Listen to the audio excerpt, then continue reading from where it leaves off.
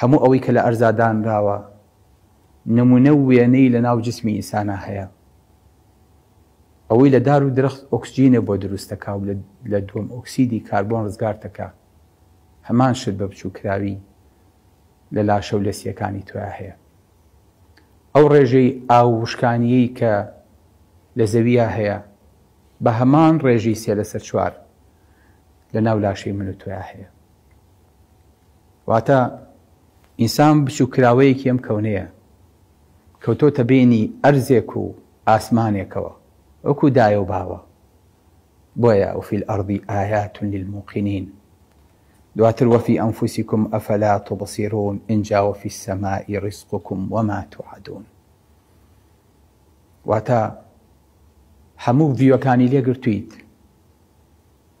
هەموو ڕووەکانی لێگرتویت فەئینەما تولوا فثم وجه الله. ڕوو بۆ هەر شوێنێ ئەکەن دەستکردی خوای تیا بینن، خوای تیا ئەدۆزنەوە، دروستکراوەکانی خوای تیا ئەدۆزنەوە، لەوێشەوە ئەگەنە خوا.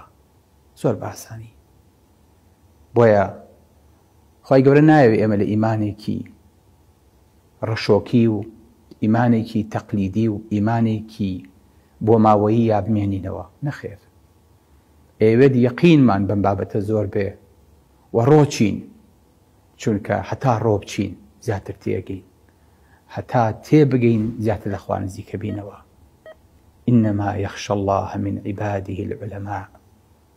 بۆیە تەنها زاناکان لە خوا ئەترسن، بۆ چونکە زانیاریەکانیان زۆر ورد و قوڵە. ئینسان لە هەر بوارێک لە هەر عیلمێکا قاڵ بێتەوە جەمسارەکەی تر ئەیگەێنێتە ئیمان. بەڵام ئەگەر بەڕوو کەش مەلەی کرد دڵنیا باخن کێ